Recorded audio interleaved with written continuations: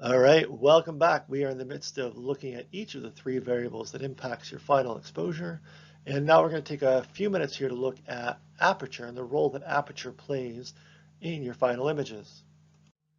The aperture itself is actually the physical size of the opening inside of the lens that allows light to get in through the lens and into the camera sensor.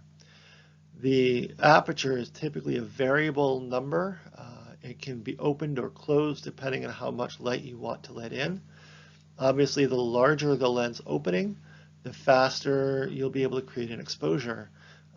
But the aperture also impacts what is known as the depth of field of your image, and we'll take a look at what that is in just a moment.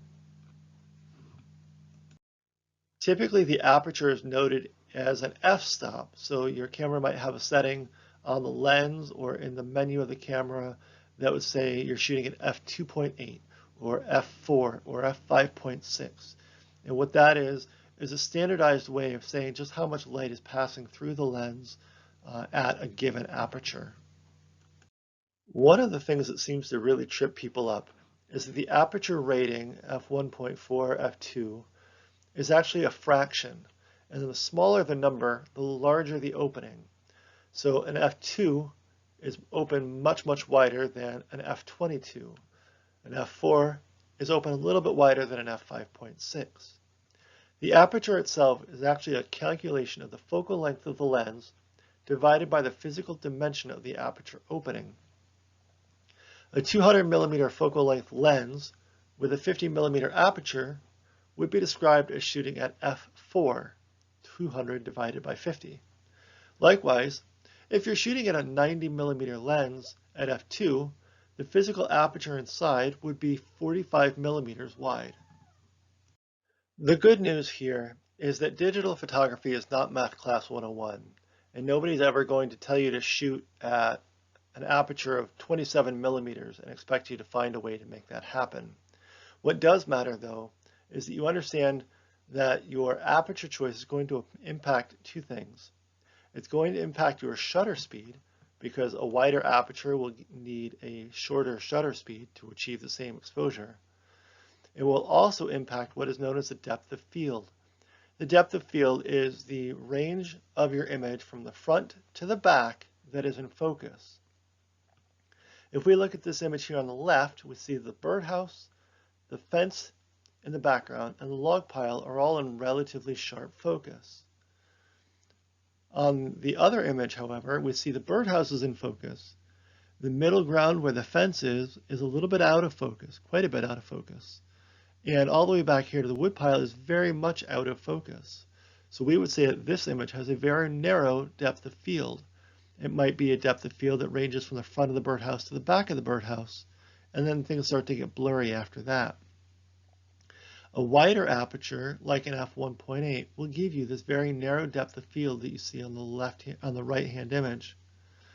A wide aperture like an f1.8.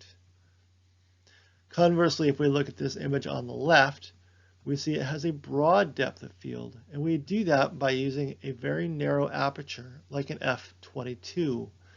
f22 will give you more depth of field from front to back that is in sharp focus. We know that aperture and shutter speed are connected, and oftentimes we find that when photographers are in the field and they are looking for a fast shutter speed, as they might be doing in a case like this, where you've got fast action and things like that.